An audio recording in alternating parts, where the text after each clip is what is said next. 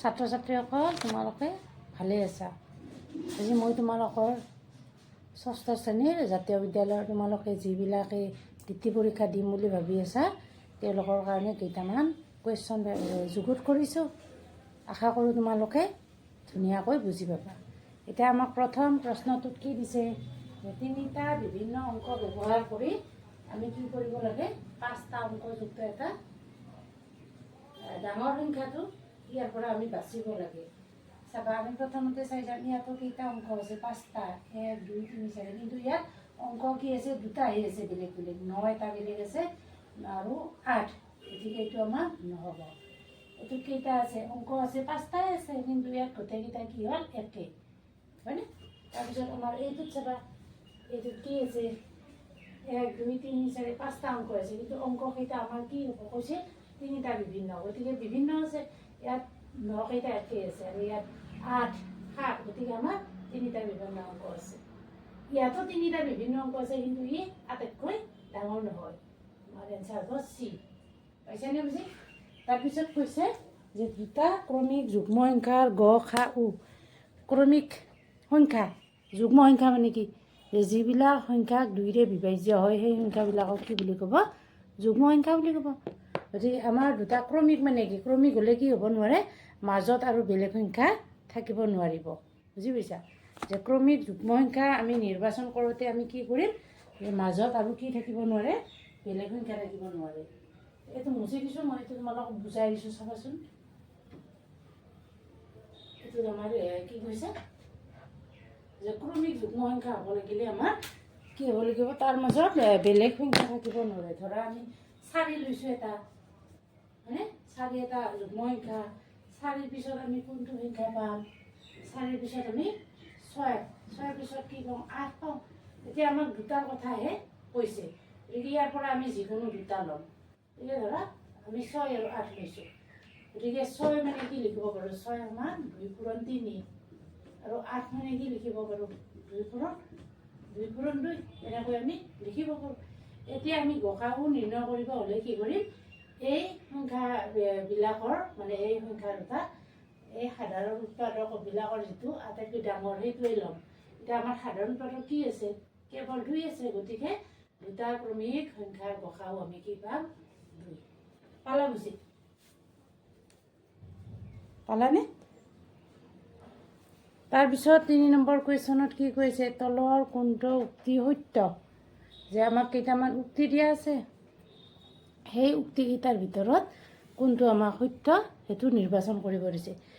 এক যিকোনো সংখ্যাৰে উৎপাদক, আমি যদি সংখ্যাবিলাকৰ উৎপাদক নিৰ্ণয় কৰিব যাওঁ তেতিয়াহ'লে কি পাওঁ, যে সকলোবোৰ সংখ্যাক, যিকোনো সংখ্যাক আন এটা সংখ্যাৰে যদি আমাৰ হৰণ যায় সেই সংখ্যাটোক কি বুলি কয়, উৎপাদক বুলি কয়। যে এক সংখ্যাটোৰে সকলো সংখ্যাবিলাককে হৰণ যায়, আমাৰ যিটো সংখ্যা 1, হয়নে, এই এক সংখ্যাটোৰে সকলো সংখ্যাবিলাককে হৰণ যায়, গতিকে আমাৰ কি হ'ব, যে 1 সংখ্যাটো সকলো সংখ্যাৰে উৎপাদক হয়। তাৰপিছত কি বুলি কৈছে, তাৰপিছত আমাক কি বুলি কৈছে, যে এটা সংখ্যাৰ অসংখ্য উৎপাদক থাকে। ধৰা 10 মানে কি লিখিব পাৰোঁ, 1 পূৰণ 10, 2 পূৰণ 5, গতিকে আমাৰ উৎপাদক কি পাইছোঁ, 1 2 5 10, এটা হ'ল উৎপাদক। গতিকে এটা সংখ্যাৰ উৎপাদক অসংখ্য থাকিব পাৰেনে, এটা সংখ্যাৰ অসংখ্য উৎপাদক থাকিব নোৱাৰে। এইটো তাৰপিছত কি কৈছে, 3 নম্বৰটোত গ'ল, সেইটোও নহয়, হয়নে? 2ত কৈছে এটা সংখ্যা নিজে নিজৰ উৎপাদক নহয়। এই উৎপাদকবিলাক নিৰ্ণয় কৰোঁতে আমি কি পালোঁ, যে এটা সংখ্যা নিজে নিজৰ উৎপাদক হয়, গতিকে আমাৰ 1 নম্বৰটো শুদ্ধ। এতিয়া আমাৰ অপশ্যনত চাম, কি কৈছে, যে 1 আৰু 2 শুদ্ধ, এইটোত কৈছে। বিটোত কৈছে 2 আৰু 3 শুদ্ধ, চিটোত কৈছে কেৱল 1 শুদ্ধ, হয়নে? আৰু ডিটোত কি কৈছে, 2 1 2 3, 1 2 3 আমাৰ, বিটোত আমাৰ কি কৈছে, 2 আৰু 3 কৈছে। গতিকে আমি ইয়াৰ পৰা আমি কি গম পাইছোঁ, যে 1টোহে কেৱল শুদ্ধ, হয়নে? তাৰপিছত কুৱেশ্যনটো চাবা, যে দুটা পৰস্পৰ মৌলিক সংখ্যাৰ লসাগু দিয়া আছে, যদি এটা সংখ্যা 19 হয় তেন্তে আনটো সংখ্যা নিৰ্ণয় কৰিব লাগে। এটা পৰস্পৰ মৌলিক সংখ্যা মানে তোমালোকৰ মনত আছেনে, যদি দুটা সংখ্যাৰ সাধাৰণ উৎপাদক কেৱল কি হয়, 1 হয়, তেতিয়াহ'লে সিহঁতক কি বুলি কয়, পৰস্পৰ মৌলিক সংখ্যা। এতিয়া চাবা, এতিয়া আমাৰ কি কৈছে যে এটা সংখ্যা 19 দিয়া আছে আৰু বাকীটো কি হ'ব?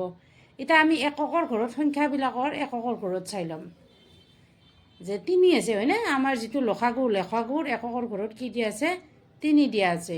গতিকে আমি 9ৰ লগত কোনটো পূৰণ কৰিলে 3 পাম সেইটো চাই ল'ম। ধৰা এটোত আছে 9 8 গুণ 63, এইটোত হ'ব।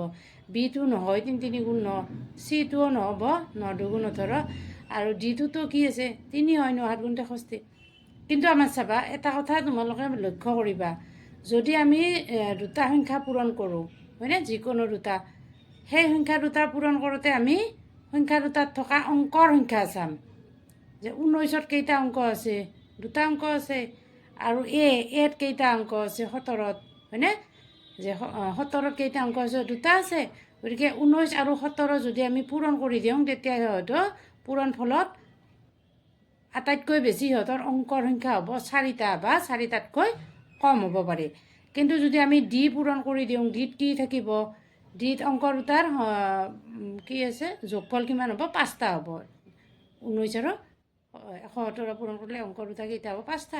গতিকে আমাৰ তাত আটাইতকৈ বেছি 5টা, আৰু 5টাতকৈ কি থাকিব? কম 4টাও থাকিব পাৰে হয়নে? কিন্তু আমাৰ যিটো লসাগুত 3টাহে অংক দিয়া আছে। গতিকে আমি এৰ লগত 19ক মানে এত যিটো দিয়া আছে 17, সেই 17ৰ লগত 19ক পূৰণ কৰিলে পূৰণফলটো কি পাম? 323 পাম। তোমালোকে এইটো কিছুমান কি জানানে, MCQ তোমালোকে অলপ মুখে মুখেও সোনকালে হোৱাকৈ চেষ্টা কৰিব পাৰা। এতিয়া তোমালোকে পূৰণটো কৰি চোৱাচোন। এতিয়া আমাৰ সুধিছে যে ৰম্বাছৰ সমমিতি অক্ষৰ সংখ্যা। ৰম্বাছৰ সমমিতি সংখ্যা কিমান আছে? ৰম্বাছটো তোমালোকেতো জানাই নে? তোমালোকে জুখি আঁকিবা। ৰম্বাছ মানে কি? এটা আমি চতুৰ্ভুজ ল'ম, সেই চতুৰ্ভুজত চাৰিওটা বাহু একে, এটি বাহু এটি বাহু এটি বাহু, চাৰিওটা বাহুৰ যোগটো একে হয়নে? গতিকে আমি এতিয়া সমমিতি মানে কি পাইছোঁ? সমমিতি মানে কি পাইছোঁ? যদি এডাল লাই সাপেক্ষে কোনো এটা চিত্ৰত এটা অংশ আনটোৰ লগত সম্পূৰ্ণৰূপে মিলি যায় হয়নে? যে ইয়াৰ কি হ'ল, কোনো এডাল যদি অক্ষ সাপেক্ষে এটা অংশ আনটোৰ লগত সম্পূৰ্ণৰূপে মিলি যায়, তেতিয়াহ'লে তাক কি বুলি কয়? সমমিত বুলি কোৱা হয়। কিন্তু আমি ৰম্বাছৰ ক্ষেত্ৰত, ৰম্বাছৰ বিভিন্ন আকৃতি হ'ব পাৰে। আমি বৰ্গ হিচাপেও আঁকিব পাৰোঁ হয়নে? এনেকৈ বেঁকা কৰিও আঁকিব পাৰোঁ। বুজি পাইছা? যে ইয়াত আমি যিটো চিত্ৰ অংকন কৰিছোঁ, ইয়াত যদি আমি অক্ষ এডাল অংকন কৰি দিওঁ, সেই অক্ষডাল সাপেক্ষে এইটো অংশৰ লগত সম্পূৰ্ণভাৱে মিলি নাযাব। গতিকে আমাৰ ৰম্বাছৰ সমমিতি অক্ষ নাই হয়নে? ৰম্বাছৰ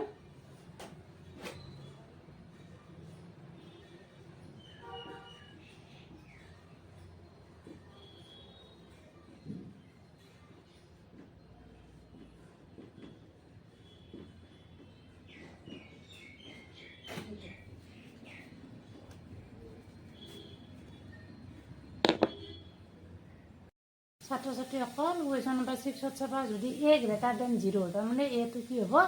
ধনাত্মক। গ্ৰেটাৰ দেন 0 মানে এৰ মানটো আমাৰ কি থাকে হয়নে? ধনাত্মক থাকে, ঋণাত্মক থাকে, বা এৰ মান কেতিয়াবা কি হ'ব পাৰে? 0 হ'ব পাৰে। তেতিয়াহ'লে আমাৰ কোনটো শুদ্ধ আছে? Determinant of A is greater than A, বিটো determinant of A is equal to A, C হ'ল 0 হ'ব আৰু বা লেছ দেন হ'ব হয়নে? এতিয়া প্ৰশ্নটো চাওঁ, এৰ ডিটাৰমিনেণ্টত থকা মানে কি মান? তাৰ মানটো সদায় পজিটিভ থাকে। বুজি পাইছা? আৰু আমাৰ এইটোত কি দিছে? যে ধৰাছোঁ 2 দিয়া আছে, 2 2তকৈ ডাঙৰ হ'ব পাৰে নেকি? নোৱাৰে। কিন্তু বিত কি দিছে? যে ডিটাৰমিনেণ্টত ছাপ'জ 2 আছে, আৰু বাহিৰতো কি দিয়া আছে? 2 দিয়া আছে। গতিকে 2 আৰু 2 কি হ'ব? সমান হ'ব। আৰু 2 নম্বৰটোত কি দিয়া আছে? যে 2 দিয়া আছে, 2 কেতিয়াবা 0তকৈ সৰু হ'ব পাৰে নেকি? নোৱাৰে। এইটোৱে হ'ব। তাৰপিছত আমাৰ 7 নম্বৰ কুৱেশ্যন দিয়া আছে যে 15 সমস্ত 8/100ক দশমিক প্ৰকাশ কৰিলে কি হ'ব? এতিয়া যিহেতু 15 আমাৰ পূৰ্ণ সংখ্যা 15টোক তোমালোকে ছাইডত থৈ দিয়া। এতিয়া 15 যোগ 8/1 এনেকৈ লিখিব পাৰিম। তাৰপিছত আমি কি লিখিম? হৰণটো পতা হৈছেনে? যে এতিয়া তোমালোকে একক 8ৰে হৰণ কৰা। পাতিছা? এতিয়া চাবা, 8টো সৰু, ডাঙৰ, এইটো সৰু, গতিকে আমাক দশমিক এটা দিয়া হয়নে? দশমিক দিলে আমি শূন্য, আমি এটা শূন্য লৈ দিব পাৰোঁ। 8 × 8 কিমান পালা? 2। দশমিকৰ কাৰণে 0 ল'লা, 8 × 2 = 16 হয়নে? মুচি দিওঁ এইখিনি 16 তাৰপিছত কিমান পালা 4 40 8 40 গতিকে আমাৰ কোনটো হ'ব এ নাম্বাৰ শুদ্ধ এই নাম্বাৰ আমাৰ শুদ্ধ কৰা হ'লনে তোমালোকেতো হৰণটো কৰিব জানা গতিকে আমাৰ এইটো হৈছে শুদ্ধ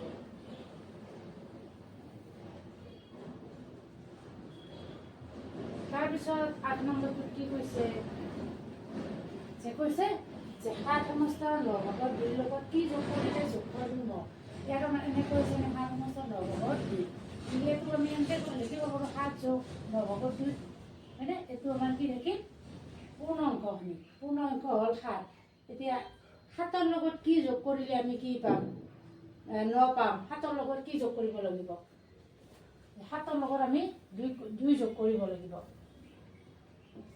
7 যোগ 2 হ'ব লাগে 7 যোগ 2 হ'লে কি পাম আমি 9 পাই যাম এতিয়া আমাৰ প্ৰথমটোত চোৱা এতিয়া কি আছে 2 সমস্ত 9 ভাগৰ 7 তাৰমানে 7ৰ লগত এই 2টো যোগ কৰি দিয়াৰ লগে লগে আমি কি পালোঁ 9 পাই গ'লোঁ তাৰমানে আমাৰ উত্তৰ হ'ল নেকি উত্তৰ হোৱা নাই কিয় হোৱা নাই যে কাষত আৰু এইখিনি আছে হয়নে এই ভগ্নাংশৰ লগত এই ভগ্নাংশটো আৰু কি কৰিম আমি যোগ কৰি দিম গতিকে আমাৰ কি হৈ যাব এই নম্বৰটো শুদ্ধ নহ'ব তাৰপিছত বি নম্বৰটোত চাওক এতিয়া হৰ কি আছে এতিয়া হৰ 9 আছে এতিয়া কি আছে হৰ 2 আছে গতিকে এইটো আমাৰ কৰোঁতে অলপ অসুবিধা পাব পাৰোঁ গতিকে আমি প্ৰথম 9 থকাখিনি চাই ল'ম বুজি পাইছানে এতিয়া 9 থকাখিনি চাই ল'ম এইটো অলপ পাছত চাম যদি 9 থকাত পাম আমি মিলি যায় তেতিয়াহ'লে এইটো আমি নকৰোঁ কি নকৰোঁ মানে নকৰিব লগা কথাও কাৰণ চাবা ইয়াত পূৰ্ণ অংক কি আছে 7 আছে এতিয়া 7 কি হৈ যাব আমাৰ 14 হৈ যাব গতিকে বি আমি নকৰোঁৱে চি চাম এবাৰ চিত কি আছে সমস্ত 9 ভাগৰ 7 আছে তাৰমানে এইটো আমি 1 যোগ 9 ভাগৰ 7 এনেকৈ লিখিব পাৰোঁ গতিকে 7ৰ লগত 1 যোগ হৈ কি হৈ গ'ল 8 বুজি পাইছানে 7ৰ লগত 1 যোগ হৈ কি পাই গ'লোঁ আমি 8 আমি পাইয়ে গ'লোঁ তাৰপিছত চাব এতিয়া 7 যোগ 9 ভাগৰ 2 যোগ 1 যোগ 9 ভাগৰ 7 এতিয়া চাবা এই 7 আৰু 1 লগ হৈ কি হৈ গ'ল আমাৰ 8 পাইয়ে গ'লোঁ এতিয়া 9 ভাগৰ 2 লগত 9 ভাগৰ 7 যোগ কৰি দিয়া যে তুমি এটা বস্তু 9 ভাগ কৰি 2 ভাগ খাইছা আৰু এটা বস্তু 9 ভাগ কৰি কেইভাগ খাইছা 7 ভাগ খাইছা গতিকে এই হৰ দুটা যদি একে থাকে লগ দুটা আমি ডাইৰেক্ট যোগ কৰি দিব পাৰোঁ গতিকে আমাৰ 9 ভাগৰ 2 আৰু 9 ভাগৰ 7 এই দুটা যোগ কৰি দিওঁতে আমি কি পালোঁ 9 ভাগৰ 7 9 মানে এইখিনি সমান কিমান পালোঁ 1 ইয়াততো আমাৰ 7 আৰু 1 লগ হৈ 8 হৈ আছে আৰু এটা 1 পালোঁ গতিকে আমাৰ কি হৈ যাব 9 পাম 7 1 8 8 1 9 গতিকে আমাৰ চি নম্বৰ এনচাৰটো কাৰেক্ট হ'ব বুজি পাইছানে বুজি নাপালে তোমালোকে মোক কমেণ্ট ছেকশ্যনত কুৱেশ্যন কৰিব পাৰি এইবাৰ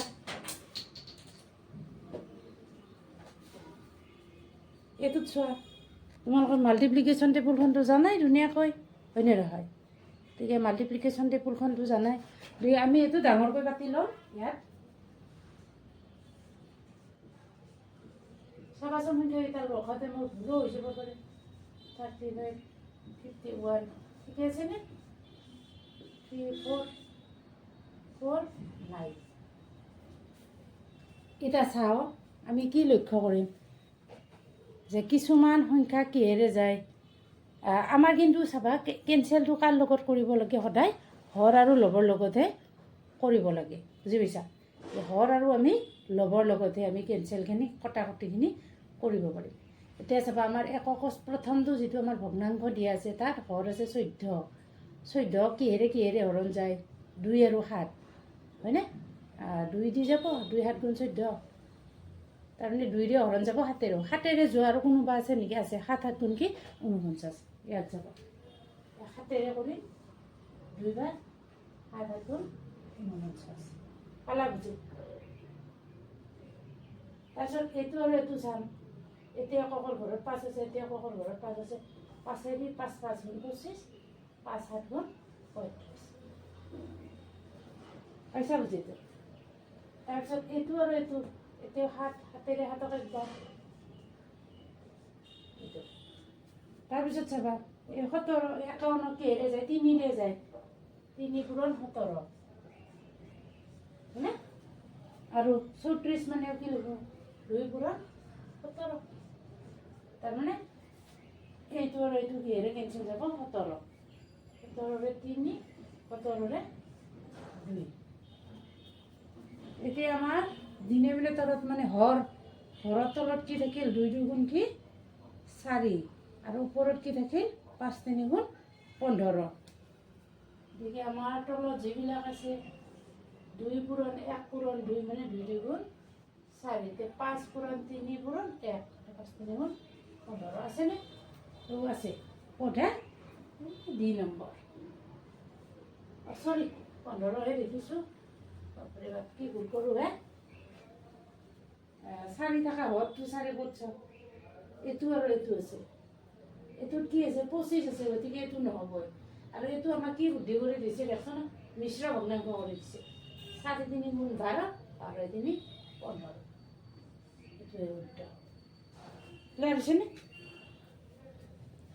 বস্তুখিনি ভালকৈ বুজি পাইছানে তোমালোকে হৈছে ক্লিয়াৰ তাৰপিছত কুৱেশ্যন নম্বৰ 10 কুৱেশ্যন নম্বৰ 10ত কি কৈছে যে তলৰ কোনটো পদ 10x² y কি হয় উৎপাদক হয় উৎপাদকৰ কথাটো মই অলপ আগতে তোমাক কৈছোঁ যে উৎপাদক হ'ব লাগিলে কি হ'ব হৰণ যাব লাগে হয়নে ইয়াতে আমাৰ কি কি সংখ্যা দিয়া আছে আমাৰ ৰাশিটো আমাৰ কি দিয়া আছে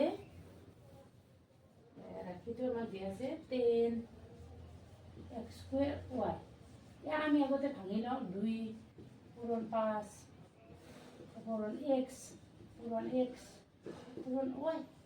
গতিকে ইয়াৰ উৎপাদক কোনবিলাক হ'ব 2x² y হ'ব পাৰে বা 2x হ'ব পাৰে 2xy হ'ব পাৰে সেইবিলাক উৎপাদক গতিকে আমি ইয়াত চাই যাম এটা আছে 5x এইটো হ'বই নহটোহে বাচিব দিছে গতিকে বিটোত চাই x² আছে x²টো হয় কিন্তু y²টো কি নহয় এতিয়া আছে নেকি y² নাই গতিকে আমাৰ বি নম্বৰ নহ'ব এনেকৈ আমি কি কৰিম কুৱেশ্যনখিনি কৰি যাম তোমালোকে ক্লাছটো ভালকৈ বুজি পাইছানে নাই যদি ভালকৈ বুজি পাইছা তেতিয়াহ'লে আৰু কি তোমালোকক যদি কিবা কুৱেশ্যন লগা থাকে তেতিয়াহ'লে মই নেক্সট আৰু এনেকৈ ডিছকাছ কৰিব পাৰিম ছাত্ৰ ছাত্ৰীসকল তোমালোকে ভালে আছা হয়নে আজি আমি আৰু কেইটামান কুৱেশ্যন আলোচনা কৰিম এতিয়া আমাক তলত কেইটামান উক্তি দিয়া আছে সেই উক্তিকেইটাৰ ভিতৰত কোনটো সত্য আমি নিৰ্ণয় কৰিব লাগে এতিয়া আমাৰ প্ৰথমটোত চাবা পূৰ্ণ সংখ্যাবোৰ বিয়োগ প্ৰক্ৰিয়া সাপেক্ষে আবদ্ধ হয়নে নহয় আমাৰ পূৰ্ণ সংখ্যাৰ যিকেইটা ধৰ্ম আছিল হয়নে আবদ্ধ বিধিত তাতে যদি আমি দুটা পূৰ্ণ সংখ্যা বিয়োগ কৰি দিওঁ কেতিয়াবা সিহঁতৰ যোগফল কি হ'ব পাৰে ধনাত্মকো ওলাব পাৰে বা ঋণাত্মকো ওলাব পাৰে গতিকে দুটা পূৰ্ণ সংখ্যাৰ বিয়োগফল সদায় পূৰ্ণ সংখ্যা নাপাওঁ গতিকে এই উক্তিটো আমাৰ শুদ্ধ নহ'ব 2 নম্বৰ উক্তিত কি কৈছে যে অখণ্ড সংখ্যাবোৰ বিয়োগ প্ৰক্ৰিয়া সাপেক্ষে আবদ্ধ যদি আমি দুটা অখণ্ড সংখ্যা বিয়োগ কৰি দিওঁ অখণ্ড সংখ্যাত কি থাকে ধনাত্মকো থাকে ঋণাত্মকো থাকে হয়নে নহয় যে শূন্যৰ আমাৰ যিখিনি বাওঁফালে থাকিব সেইখিনি হ'ল ঋণাত্মক আৰু শূন্যৰ পৰা যিখিনি সোঁফালে থাকিব সেইখিনি হৈছে আমাৰ ধনাত্মক পইচা বুজি এতিয়া আমি যদি দুটা সংখ্যা বিয়োগ কৰি দিওঁ তোমাৰ 2টো সত্য আছে কোনটো হ'ব আমাৰ 2 নম্বৰ ডিটো হ'ব এতিয়া মই তোমাক বুজাই দিছোঁ চাবা যদি আমি দুটা কি লওঁ শূন্যৰ বাওঁফালে থাকে ঋণাত্মক নিগেটিভখিনি আৰু শূন্যৰ সোঁফালে থাকে আমাৰ ধনাত্মকখিনি এতিয়া যদি আমি দুটা যিকোনো বিয়োগ কৰি দিওঁ ধৰা 5 বিয়োগ 7 সমান কি পাইছোঁ বিয়োগ গতিকে ইহঁতৰ বিয়োগফলটো আমি কি পাইছোঁ এটা পূৰ্ণ সংখ্যাই পাইছোঁ গতিকে পূৰ্ণ সংখ্যাবোৰ আমাৰ কি হ'ব বিয়োগ প্ৰক্ৰিয়া সাপেক্ষে আবদ্ধ হ'ব তাৰপিছত 3 নম্বৰত কি কৈছে যে পূৰ্ণ সংখ্যা সাপেক্ষে গুণাত্মক একক বোলে গুণাত্মক একক মানে কি যদি আমি কোনো এটা সংখ্যাক আন এটা সংখ্যাৰে পূৰণ কৰি দিওঁ আৰু পূৰণ ফলটো যদি মানটো কি নহয় সলনি নহ'লে তাক কি বুলি কয় গুণাত্মক একক বুলি কয় এতিয়া চাবা আমি যদি শূন্যৰে কোনো এটা সংখ্যাক কি কৰি দিওঁ পূৰণ কৰি দিম তেতিয়া আমি কি পাম ৰিজাল্টটো পাম শূন্যই পাম গতিকে আমাৰ সেইকাৰণে কি আমি যাক পূৰণ কৰিছিলোঁ সেইটোৱে পাব লাগিছিল কিন্তু সেইটো নাপাই পেলাই আমি কি পাইছোঁ শূন্যই পালোঁ গতিকে আমাৰ শূন্যটো নহ'ব গতিকে আমাৰ অপশ্যনত কি কি দিয়া আছে এত দিয়া আছিল 1 আৰু 2 বিত দিয়া আছে 1 আৰু 3 চিত কৈছে কেৱল 1 ডিত কৈছে কেৱল টু গতিকে আমাৰ শুদ্ধ কোনটো হ'ব কেৱল টুৱে শুদ্ধ হ'ব এইখিনি বুজি পালানে যে এইখিনি আমাৰ ডিটো দিয়া আছে কেৱল কোনটো শুদ্ধ হ'ব 2 নম্বৰহে শুদ্ধ হ'ব পাইছা বুজি তাৰপিছত কুৱেশ্যনটোত কি কৈছে আমাক জানা তাৰপিছত কুৱেশ্যনটোত কৈছে যে তলত অসত্য দিয়া আছে মই গোটেই বাক্যটো লিখি দিয়া নাই অসত্য বুলিয়ে দি দিছোঁ তলত কেইটামান উক্তি দিয়া আছে সেই উক্তিকেইটাৰ ভিতৰত কোনটো উক্তি অসত্য এইবাৰ অসত্য নিৰ্ণয় কৰিব লাগে তোমালোকে উক্তিকেইটা লিখি লোৱা এটা সৰল ৰেখাৰ কোনো প্ৰান্তবিন্দু নাথাকে 2 নম্বৰত কৈছে এটা নিৰ্দিষ্ট বিন্দুৰ মাজেৰে দুডালহে ৰেখা আঁকিব পাৰি 3 নম্বৰত কৈছে দুডাল অসমান্তৰাল ৰেখাই এটাতকৈ অধিক বিন্দুত কটাকটি কৰিব পাৰে ইয়াত কৈছে আমাক অপশ্যনকেইটা কেৱল 1 বিটোত কৈছে 2 আৰু 3 চিটোত কৈছে কেৱল 1 মই এইটো লেখোঁতে কিবা ভুল হ'ল নেকি হে কি কৈছে কেৱল 1 চিটোত নহয় প্ৰথমটোত কেৱল 2 আছে বুজি পাইছে গতিকে আমি এতিয়া কোনটো চাম যে এটা সৰল ৰেখাৰ কোনো প্ৰান্তবিন্দু নাথাকে সেইটো সত্য আমাক কোনটো উলিয়াব পৰিছে অসত্যবিলাকহে উলিয়াব পৰিছে হয়নে অসত্য গতিকে এইটো আমাৰ প্ৰথমটো সত্য হ'ল গতিকে আমাৰ প্ৰথমটো নহ'ব হয়নে 2 নম্বৰত কৈছে এডাল নিৰ্দিষ্ট বিন্দুৰ মাজেৰে দুডালহে ৰেখা অংকন কৰিব পাৰে ধৰা এইটো এটা বিন্দু এই বিন্দুৰ পাৰে এনেকৈ আমি মাত্ৰ দুডালহে আঁকিব পাৰিম নেকি অসংখ্য আঁকিব পাৰোঁ হয়নে গতিকে অসংখ্য আঁকিব পাৰোঁ গতিকে আমাৰ 2টো অসত্য হ'ব তাৰপিছত কি কৈছে যে দুডাল অসমান্তৰাল সৰল ৰেখাই এটাতকৈ অধিক বিন্দুত কটাকটি কৰিব পাৰে দুডাল অসমান্তৰাল ৰেখা ল'লোঁ আমি এইডাল এডাল হয়নে আৰু এনেকৈ এডাল সিহঁতে কেইটা বিন্দুত কটাকটি কৰিছে এটা গতিকে এটাতকৈ অধিক বিন্দুত কটাকটি কৰিব পাৰিবনে কটাকটি কৰিব নোৱাৰে গতিকে আমাৰ অপশ্যনত কোনটো হ'ব 2 আৰু 3 অপশ্যন বি শুদ্ধ বুজি পালানে এইটো বুজি পাইছা ধুনীয়াকৈ বুজি পাইছানে যে আমাৰ অসত্যটো নিৰূপণ কৰিব লাগে এডাল সৰল ৰেখাৰ কোনো প্ৰান্তবিন্দু নাথাকে এইটোতো সত্যই জানোৱেই আমি তাৰপিছত এটা নিৰ্দিষ্ট বিন্দুৰ মাজেৰে দুডালহে ৰেখা অংকন কৰিব পাৰি এইটো আমি আঁকি দিছোঁৱেই হয়নে তাৰপিছত কি কৈছে এইটোত অসংখ্য আঁকিব পাৰোঁ আমি এনেকৈ এটা বিন্দুৰ মাজেৰে আঁকি চাবাচোন বহীত ফুল এটা হৈ যাব হয়নে নহয় তাৰপিছত কৈছে যে পিছতটোত কি কৈছিল যে দুডাল অসমান্তৰাল ৰেখা এটাতকৈ অধিক বিন্দুত এই দুডাল অসমান্তৰাল কেইটাত কাটিছে এটাত হয়নে গতিকে এটাতকৈ অধিক বিন্দুত কাটিব নোৱাৰে গতিকে অসত্য হৈছে আমাৰ 2 আৰু 3 গতিকে অপশ্যন বি বুজি পাইছানে এইখিনি তাৰপিছতো কুৱেশ্যনটো চাবা যে 9pৰ পৰা কি বিয়োগ কৰিলে P square plus 9p plus 3 হ'ব এতিয়া চাবা তোমাৰ হাতত 5 টকা আছে যে 5 টকাৰ পৰা তুমি মোক কিমান দিলে তোমাৰ হাতত 3 টকা থাকিব বুজি পাইছা তোমাৰ হাতত 5 টকা আছিল মোক কিমান দিলা ভাবি থাকিবা নেকি বাৰে বাৰে কিমান দিলোঁ তোমাৰ হাতত কিমান আছে গণি লোৱা যে 3 টকা বাচি আছে গতিকে 5ৰ পৰা তুমি 3টো বিয়োগ কৰি দিয়া কি পাই গ'লা 2 টকা পাই গ'লা তোমালোকে মুখে মুখে এইটো কৰিব পাৰে দেচোন আমি দেখোন জানোৱে যে তোমাক মই 5ৰ পৰা 2 দিলে 3 হ'ব কিন্তু এতিয়া আমাৰ এলজেব্ৰা হয়নে এইখিনি বীজগণিত এতিয়া আমাৰ কি আছে আখৰ আছে কেৱল সংখ্যা নাই পাটিগণিততহে আমি কেৱল সংখ্যাৰ দ্বাৰা আলোচনা কৰোঁ কিন্তু ইয়াত আমাৰ কি আছে পি স্কুৱেৰ আছে পি আছে হয়নে নহয় এতিয়া চাবা মই যি কৈছিলোঁ 5 টকাৰ পৰা তুমি 3 টকা বিয়োগ কৰা ইয়াত তুমি -9p 5 টকা বুলি ধৰি লোৱা তাৰপিছত -p স্কুৱেৰ প্লাছ 3p সেইটোক তুমি 3 টকা বুলি ধৰি লোৱা এতিয়া তুমি -9pৰ পৰা -p square plus 9p plus 3 বিয়োগ কৰি দিয়া লিখি লোৱা -9p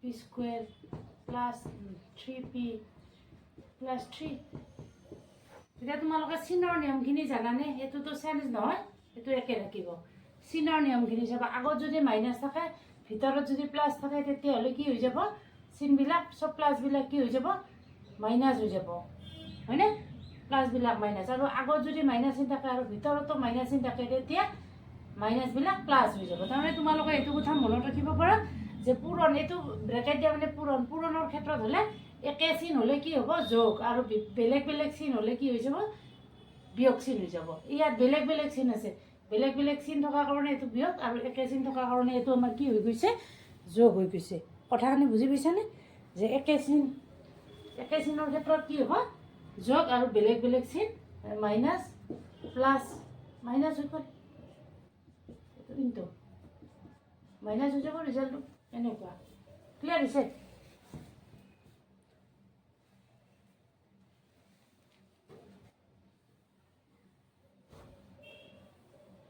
ইয়াত চাবা এইটো আমাৰ সলনি নহয় প্ৰথমটো ইয়াৰ এইটো মাইনাছ মাইনাছ মাইনাছ প্লাছ বিয়োগে বিয়োগে যোগ পি স্কুৱেৰ এইটো 9p আছিলে মোৰ 3p লেখা হৈছে 9p তাৰপিছত এইটো যোগ এইটো আগত আছে বিয়োগ গতিকে এইটো বিয়োগ 9p বিয়োগ যোগ আছে বিয়োগ আছে গতিকে এইটো 3 এতিয়া চাবা এতিয়া আৰু সদৃশ চাব লাগে সদৃশ মানে যিবিলাক আমাৰ এইবিলাক বহুপদ ৰাশি বুলি কওঁ বা বীজগণিত ৰাশি বুলি কওঁ যিবিলাকৰ যে আক্ষৰবিলাক হওক একে এইবিলাক একে আৰু সিহঁতৰ ওপৰত যিটো মানে এনেকুৱা নিচিনা থাকে ঘাট বুলি কয় সেই ঘাটবিলাকো কি হ'ব লাগিব একে হ'ব লাগিব চাবা এইটোত কি আছে পি আখৰটো একে আছে পি আছে হয়নে আখৰটো একে আছে পি এ পাইছা কিন্তু ইয়াত আছে 2 ইয়াত আছে 1 ইয়াত আছে 1 গতিকে এই বাজে থাকিব পি স্কুৱেৰটো পি স্কুৱেৰে হৈ থাকিব হয়নে তাৰপিছত এইটো 9 টকা এজনক দিব আছ আৰু এজনক দিব আছ 9 টকা এইটোত কিন্তু মাইনাছে মাইনাছে যোগ নহয় এইটো 18p হ'ব মাইনাছ মাইনাছ হ'ব তাৰমানে এইটো দিব আছা পূৰণটো হোৱা নাই হয়নে নহয় পূৰণ হ'লেহে কি হ'ব তোমাৰ প্লাছ হৈ যায় মাইনাছে মাইনাছে কিন্তু এতিয়া চাবা এতিয়া তুমি 9 টকা দিব আছা মোক আৰু আন এজনক 9 টকা দিব আছা মুঠ দিব আছা কাৰণে এইটো হ'ব মাইনাছে হৈ থাকিব বিয়োগে হৈ থাকিব এইটো -3 গতিকে আমাৰ অপশ্যন কোনটোত মিলিছে আমাৰ ডি নম্বৰ অপশ্যনটো মিলিছে পাইছা বুজি এনেকৈ আমি কি কৰিম প্ৰব্লেমবিলাক সলভ কৰি থাকিম হয়নে এইবাৰ কুৱেশ্যনটোৰ কি দিয়া আছে চাবা এটা বৰ্গৰ দিশ দিয়া আছে আৰু বৰ্গটোৰ কি উলিয়াব লাগে কালি আৰু পৰিসীমাৰ মাজৰ সাংখ্যিক পাৰ্থক্য কিয় কৈছে জানানে যে দুয়োটাৰে এককবিলাক কি হ'ব বেলেগ বেলেগ হ'ব কালিৰ ক্ষেত্ৰত এককটো কি হ'ব বৰ্গ একক আৰু তোমাৰ পৰিসীমাৰ ক্ষেত্ৰত এককটো কি হয় বৰ্গ নাথাকে এনে যি একক থাকে সেইটোৱে লিখা যায় বুজি পাইছা এতিয়া চাওঁ আমি বৰ্গৰ কালিৰ সূত্ৰটোত আমাৰ অপশ্যনটো দিয়াই আছে অপশ্যনকেইটা দেখা পাইছে যে আমাৰ বৰ্গৰ কালি মানে কি দিশ পূৰণটিক গতিকে এতিয়া আমাৰ 1.1 আছে 1.1টো আমি 11 বুলি ভাবি ল'ম চব 11 বুলি ভাবি ল'লে 11 পূৰণ 11 কৰি দিলে কি পাওঁ আমি 121 পাম 11ক 11ৰে পূৰণ কৰি দিলে আমি কি পাওঁ 121 আৰু এককটো কি হ'ব মিটাৰ স্কুৱেৰ আমাৰ সংখ্যাটোত দশমিক কেইঘৰ আছিল দশমিক আছিল 1 ঘৰ গতিকে আমাৰ পূৰণ ফলটোত কি হ'ব 2 ঘৰ এৰি দশমিক বহিব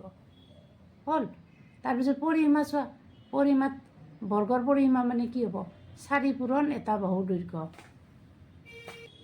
বৰ্গৰ পৰিসীমা মানে 4 পূৰণ এটা বাহুৰ দৈৰ্ঘ্য গতিকে 4 পূৰণ 1.1 গতিকে 4 ঘৰ 46 1 ঘৰ এৰি দশমিক আছে কাৰণে আমি 1 ঘৰ বহুৱাই লৈছোঁ এতিয়া আমি দুয়োটাৰ পাৰ্থক্য মানে বিয়োগফলটো উলিয়াব লাগে এতিয়া আমাৰ 1.21 পৰা 4.4টো বিয়োগ কৰি দিম চাবা আমাৰ এইটোতো বিয়োগ কৰিব অসুবিধা হয় যে 4.4টো কি আছে আমাৰ ডাঙৰ আছে গতিকে আমি 4.4টো ওপৰত বহুৱাই দিম বিয়োগটো তোমালোকক মই দেখুৱাই দি আছোঁ চাবাচোন বিয়োগ কৰোঁতে সদায় যোগ বা বিয়োগ কৰোঁতে কি কৰিব লাগিব দশমিকবিলাক এনেকৈ চিধা কৰি লিখিম তাৰপিছত এতিয়া 2 ঘৰ আছে ইয়াতে 1 ঘৰ গতিকে এতিয়া আমি 0 বহুৱাই দিছোঁ ধাৰ কৰি নাই এইটো 10 পৰা 1 বিয়োগ কৰিলে 9 ইয়াতে কি দেখিল 3 পৰা 2 বিয়োগ কৰিলে 1 দশমিক এতিয়া আছিল 4 পৰা 1 গ'লে 3 আৰু যিহেতু আমাৰ এইটোহে বিয়োগ কৰিব লাগে হয়নে গতিকে এইটো ডাঙৰ গতিকে আমাৰ উত্তৰটোত কোনটো হ'ব অপশ্যন নম্বৰ ডি গতিকে -3.19 বুজি পালা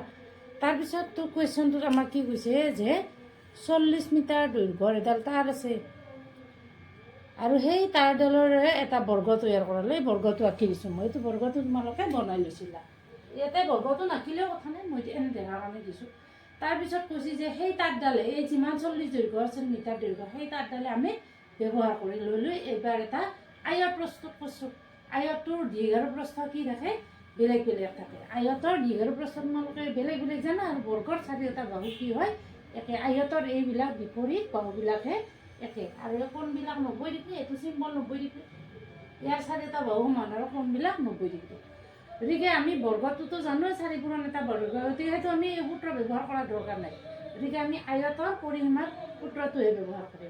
গতিকে আয়তৰ পৰিসীমাৰ সূত্ৰ মানে কি আছিল 2 পূৰণ দীৰ্ঘ প্ৰস্থ। আয়তৰ পৰিসীমা মানে কি আছিল 2 পূৰণ দীৰ্ঘ প্ৰস্থ। আমাক এতিয়া কি দিয়া আছে প্ৰস্থটো দিয়া আছে, দিশটো দিয়া নাই। আমি দিশটোক x বুলি ধৰি লৈছোঁ, এই x বুলি লৈ সেইকাৰণে 2 পূৰণ দীৰ্ঘ প্ৰস্থ। দীৰ্ঘ প্ৰস্থ মানে কি হ'ব আমাৰ 40 হৈ যাব। তাৰপিছত আমি এই মানখিনি বহুৱাই দি আছোঁ, বুজি পাইছা? এই 2 পূৰণ বহুৱাই দিছোঁ, দেখিছানে? 40। তাৰপিছত এইটো 2টো ইয়াত পূৰণ আছে, ইফালে গ'লে কি হৈ যাব হৰণ। গতিকে আমি 2 দি 40 হৰণ কৰিলে 20 পালোঁ। তাৰপিছত চাবা ইয়াতে 7টো ইয়াত যোগ হৈ আছে, সোঁফালে গ'লে সি কি হৈ যাব বিয়োগ হৈ যাব। গতিকে আমি ৰিজাল্টটো কি পাইছোঁ 20ৰ পৰা 7 বিয়োগ কৰি দিওঁতে 13। গতিকে তোমালোকে এতিয়া 13 বহুৱাই শুদ্ধ হৈছে নে নাই তোমালোকে সেইটো চাব পাৰিবা। আলা বুজি ক্লিয়াৰ হৈছে নে এইটো? তাৰপিছত আমাৰ যিটো কুৱেশ্যন আছে যে এম এনৰ উৎপাদক হয়, তাৰমানে এমেৰে এনক হৰণ যায়, তেন্তে এম আৰু এনৰ গসাগু আৰু লসাগুৰ যোগফল কিমান হ'ব? এতিয়া চাবা এমটো এনৰ উৎপাদক মানে এমেৰে এনক হৰণ যায়, মানে সিহঁতৰ গসাগু কি হ'ব এম আৰু এনৰ গসাগু হ'ব এম হৈ যাব। তোমালোকে সংখ্যালঘু কৰি যাব পাৰা, যেনে 5 আৰু 10, 5ৰে 10ক হৰণ যায়, গতিকে সিহঁতৰ গসাগু কি হ'ব 5 হ'ব। আৰু কৈছে যে সিহঁতৰ লসাগু চাবা এনটো ডাঙৰ, এনক যিহেৰে এমেৰে হৰণ যায় হয়নে, এন ডাঙৰ, গতিকে সিহঁতৰ লসাগু এন হ'ব। যেনে 5 আৰু যদি আমি 10 লওঁ হয়নে, লসাগু কি হ'ব 10 হ'ব। 5 আৰু 10ৰ লসাগু কি হয় 10 হয়, এনেকুৱা কথা। এতিয়া আমাৰ সেই গসাগু আৰু লসাগুৰ যোগফল উলিয়াব দিছে। গতিকে আমাৰ গসাগু হ'ল এম আৰু লসাগু হ'ল এন, গতিকে যোগফলটো কোনটো হ'ব আমাৰ অপশ্যন নম্বৰ ডি। আমাৰ অপশ্যন নম্বৰ ডিত চিন দি লোৱা। তাৰপিছত দিছে প্ৰশ্নটো মই গোটেইখিনি লিখি দিওঁ, তোমালোকে কৈ দিলে বুজি পাবা। তলত কেইটামান বিন্দু দিয়া আছে একডাল ৰেখাখণ্ডৰ ওপৰত। এতিয়া তাত কিমানডাল ৰেখাখণ্ড আছে সেইটো আমি নিৰ্ণয় কৰিব লাগে। প্ৰথমতে বিন্দু কেইটা আছে গণি ল'ম আমি, হয়নে? আমাৰ বিন্দুৰ সংখ্যা দিয়া আছে 9টা। এতিয়া এটা কথা আমি জানো যে 2টা বিন্দুৰ মাজেৰে কেইডাল আমি ৰেখাখণ্ড অংকন কৰিব পাৰোঁ 8ডাল। গতিকে প্ৰথমতে তোমালোকে গণি লোৱাচোন, প্ৰথমতে কেইডাল পাবা 8ডাল। 8ৰ পিছত 7 পাম, যোগ হ'ব, যোগ কৰি যাম 8, 7, তাৰপিছত 6, 5, 4, 3, 2 আৰু শেষত কি পাম এডাল পাম। বুজি পাইছে যে এনেকৈ আমি তোমালোকে প্ৰথমতে 1ৰ পৰা গণিও যাব পাৰা। গতিকে আমাৰ এই যোগৰ যিটো সূত্ৰ সেই সূত্ৰটো আমাৰ ব্যৱহাৰ হ'ব 8 n × n+1 বাই 2, 2 কাটা কাটি 4, গতিকে আমাৰ 36। অপশ্যন যিটোৰ আমাৰ 36 আছে অপশ্যন ডি হ'ব। অপশ্যন ডিটো আমাৰ শুদ্ধ। এইখিনি বুজি পাইছে? অপশ্যন ডিটো শুদ্ধ পাইছোঁ। এতিয়া এইখিনি কৰোঁতে তোমালোকে দুটামান আৰু ধুনীয়া মজাৰ বস্তু কৰি ল'ব পাৰা। পূৰণৰ ক্ষেত্ৰত বা যোগৰ ক্ষেত্ৰত আমাৰ কেতিয়াবা সুবিধা হয়, এনে চাবাচোন দুটা আমাৰ সংখ্যা দিয়া আছে, এই সংখ্যা দুটাৰ পূৰণফল বা বৰ্গ হৈ ল'ব লাগে। এতিয়া চাম এককৰ ঘৰত কি আছে দুটাৰে 5 আছে আৰু দহকৰ ঘৰত কি আছে 2 আছে দুটাৰে। গতিকে আমাৰ 5 5 গুণ কি কৰিলোঁ 25, আৰু ইয়াত 1 যোগ কৰি দিয়া, 2ৰ লগত 1 যোগ কৰি দিলোঁ, ই এটা 2ৰে পূৰণ কৰি দিয়া। সমান কি পাম 2 × 3 = 3 × 6, মানে আমাৰ উত্তৰ কি হ'ব 625। মজা লাগিছেনে? মজাৰ বস্তু হয়নে? আৰু মেথছ কৰি ভাল লাগে নে নালাগে? এনেকৈ যদি আমাৰ এককৰ ঘৰত 5 থাকে আৰু দহকৰ ঘৰত একে সংখ্যা থাকে, তেতিয়াহ'লে আমি এই মেথডটো পূৰণ কৰিব পাৰিম। ভাল লাগিছেনে নাই কৰি? তালত ডাঙৰ হেন দিছোঁ চাবাচোন। 105, ইয়াতে 105 আছে। প্ৰথমতে আমি 5 দুটা এনেকৈ বেলেগ কৰি ল'ম। 5 5 গুণ কি লিখা 25। তাৰপিছত এটা 10 আছিল, এটাৰ লগত আমি কি কৰি ল'ম 1 বঢ়াই ল'ম, গতিকে 10 যোগ 1 পূৰণ 10, 10 1 কি হ'ল 11, 11ৰ লগত 10 পূৰণ কৰি দিলে 110। গতিকে আমাৰ 11025। কৰি ভাল লাগিছেনে? ভাল লাগিছে হয়নে? আৰু এটা অলপমান বেলেগ প্ৰচেছত দিওঁ, সেইটো চাবাচোন। ধৰা ইয়াত আছে 27 আছে, ইয়াত আছে 23। আমাৰ এটা চাম এবাৰ এই দুটাৰ যোগফল 10, 100, 1000 সেনেকুৱা হয়নে চাম।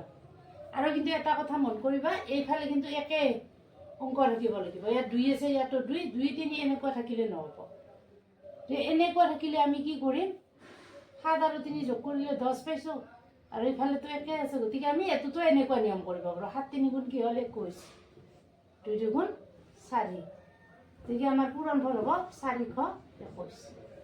আৰু এটা কথা মন কৰিবা, ইয়াত যিমান অংক থাকে ইয়াতো কি আছে সেই অংক, গতিকে ইয়াত মুঠ কেইটা অংক 2টা, গতিকে ইয়াতো 2টা স্থান আহিব লাগিব। তোমালোকে এনেকুৱা প্ৰেক্টিচ কৰিবাচোন, 2টামান ভাল লাগিব। প্ৰেক্টিচ কৰিবাচোন, 2টামান হোমৱৰ্ক দিওঁ। 45,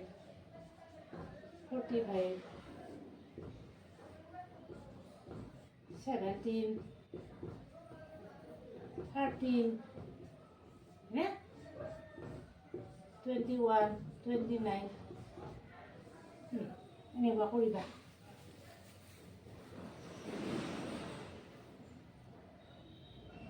অকল এইটোত কি দিছে, আমাক ক অংশ আৰু খ অংশ মিলাব দিছে। আমি জানো যে ত্ৰিভুজৰ কোণকেইটাৰ মাপৰ সমষ্টি কিমান হয়, 180 ডিগ্ৰী। 360হে 180 হয়নে? এতিয়া চাবা, আমাক কৈছে কি যে এই ত্ৰিভুজৰ প্ৰকাৰ আছেনে নাই। সমকোণী ত্ৰিভুজ আছে হয়নে, স্থূলকোণী আছে, সমদ্বিবাহু আছে, সমবাহু আছে। মানে ত্ৰিভুজ বাহু হিচাপেও 3 প্ৰকাৰৰ আছিল, আমাৰ কোণ হিচাপেও 3 প্ৰকাৰৰ আছিল। এতিয়া আমাক বাহুৰ কথা কৈছে, যে প্ৰথমটো আছে সমবাহু ত্ৰিভুজ। সমবাহু ত্ৰিভুজৰ এইটো সমবাহু, বাহুবিলাক সমান হ'লে কোণবিলাকো সমান হ'ব। গতিকে আমাৰ কোণ সমান কোনটোত আছে আমি চাই ল'ম। এইটো সমান, এইটো প্ৰথমটো মিলিয়ে আছে। ডি মানে দুটা বাহু সমান, বাহু 2টা সমান হ'লে কোণ 2টাও সমান হ'ব। আমাৰ এইটো দিয়া আছে 2টা হয়নে? স্থূলকোণী মানে যি ত্ৰিভুজৰ এটা কোণ স্থূলকোণ। স্থূলকোণী ত্ৰিভুজৰ এটা কোণৰ মাপ কি হয়, 90 ডিগ্ৰীতকৈ ডাঙৰ হয়। ইয়াত 90 ডিগ্ৰীতকৈ ডাঙৰ কোনটো আছে, এইটো আছে। স্থূলকোণী আমাৰ এইটো হ'ব। তাৰপিছত সমকোণ মানে 90 ডিগ্ৰী, এইটো। বুজি পাইছানে তোমালোকে? নোপোৱা নাই? যে সমবাহু হ'লে আমাৰ কি হয়, বাহুবিলাক সমান হৈ যায়। এটা ত্ৰিভুজৰ বাহুবিলাক সমান হ'লে সিহঁতৰ কোণবিলাকো সমান হৈ যাব। গতিকে 3টা কোণ সমান আছে, 60 ডিগ্ৰী 60 ডিগ্ৰী। তাৰপিছত নেক্সটটোত কি আছে, সমদ্বিবাহু। সমদ্বিবাহুৰ 2টা বাহু সমান হ'লে 2টা কোণো সমান হৈ যাব, সেইটো আছে। তাৰপিছত স্থূলকোণী ত্ৰিভুজ মানে এটা কোণ 90 ডিগ্ৰীতকৈ ডাঙৰ, আৰু বাকীবিলাক সূক্ষ্ম কোণ থাকে হয়নে? ঠিকেইটো। তাৰপিছত সমকোণ মানে 90 ডিগ্ৰী, এইটো বুজি পালা। অপশ্যন কোনটো হয় তোমালোকে এইটো বিচাৰি দিবা। তাৰপিছত কুৱেশ্যনটোত কি কৈছে, এইটোতো আমাৰ ক অংশ আৰু খ অংশ মিলাব দিছে। এই সমমিতি অক্ষৰ কথা, সমমিতি অক্ষৰ কথা তোমালোকে পাইছে, যে এটা অক্ষ সাপেক্ষে যদি কোনো এটা চিত্ৰৰ 2টা অংশ সম্পূৰ্ণৰূপে মিলি যায়, তেতিয়াহ'লে সেই অক্ষৰবিলাক কি কয়, সমমিতি অক্ষ বুলি কয়। ইয়াত আমাক কি দিছে, সামন্তৰিক দিছে, আয়ত দিছে, বৃত্ত দিছে আৰু বৰ্গ দিছে। আৰু খ অংশত আমাৰ এই সমমিতি অক্ষবিলাক দিয়া আছে। গতিকে এটা চাওক, সামন্তৰিকৰ সমমিতি অক্ষ নাই। গতিকে সামন্তৰিকৰ আকৃতি বিভিন্ন ধৰণৰ হ'ব পাৰে। আয়তো সামন্তৰিক, বৰ্গও সামন্তৰিক হয়নে? আৰু সামন্তৰিকৰ কি আমি বেঁকাকেও আঁকি দিব পাৰোঁ, এইটো এটা সামন্তৰিক এনেকৈ। তাৰমানে বিপৰীত বাহুবিলাক সমান আৰু সমান ধৰা এনেকৈ আঁকি দিব পাৰোঁ হয়নে? পাইছানে বুজি? গতিকে আমি সামন্তৰিকৰ সমমিতি অক্ষ নাপাওঁ। তাৰপিছত আয়তটোতো জানে, এইটো বিপৰীত বাহুবিলাক সমান আৰু তাৰ প্ৰতিটো কোণৰ মাপ কি হয়, 90 ডিগ্ৰী। গতিকে ইয়াত আমি সমমিতি অক্ষ এনেকৈ এটা আঁকি দিব পাৰোঁ, আৰু এটা এনেকৈ আঁকি দিব পাৰোঁ। এই আমাৰ সমমিতি অক্ষ কেইটা হ'ব, 2টা। বুজি পাইছা? তাৰপিছত তোমাৰ আহিল বৃত্তটোতো এনেকুৱাই। গতিকে ইয়াত অসংখ্য থাকে, এনেকুৱা বৃত্ত এনেকৈ কয় কি তোমাৰ যিটো আমাৰ চেণ্টাৰ, কেন্দ্ৰৰে আমি অসংখ্য আঁকি দিব পাৰিম। গতিকে সমমিতি অক্ষ কি থাকিব, অসংখ্য থাকিব। তাৰপিছতটোত কি দিয়া আছে, বৰ্গটোৰ 4টা বাহু সমান নে? গতিকে এনেকৈ 2ডাল পাম, তাৰপিছত এনেকৈ পাবা মুঠ কেইডাল পাম আমি 4ডাল পাম।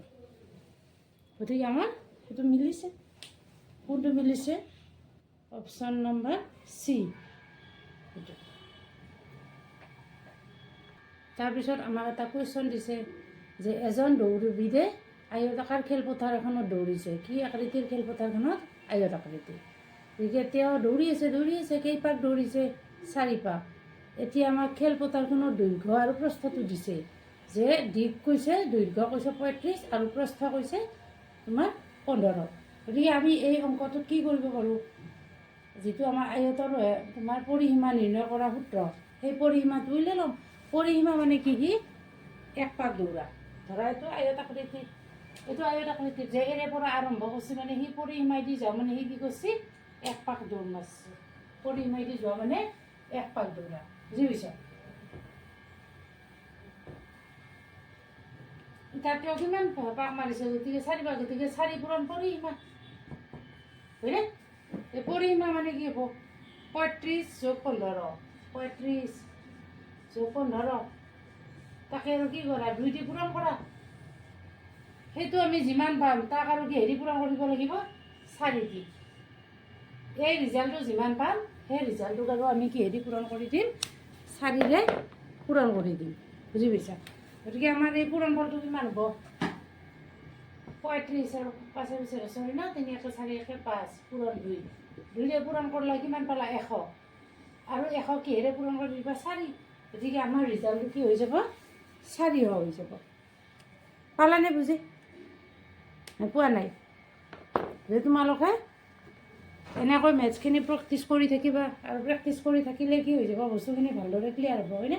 আৰু তোমালোকে এই ভিডিঅ'টো তোমাৰ যিবিলাক ফ্ৰেণ্ড আছে ফ্ৰেণ্ডবিলাকৰ মাজতো দিব পাৰিবা। কাৰণ তোমালোক প্ৰত্যেকে কি কৰিছা? এই ক্লাছ 6ৰ এই যিখিনি তোমাৰ পৰীক্ষা, স্পেচিয়েল পৰীক্ষা হয়নে, বৃত্তিৰ কাৰণে তোমালোকে প্ৰিপাৰেশ্যন কৰি আছা, সেই প্ৰিপাৰেশ্যনত তোমালোকৰ নিশ্চয় সহায় হ'ব।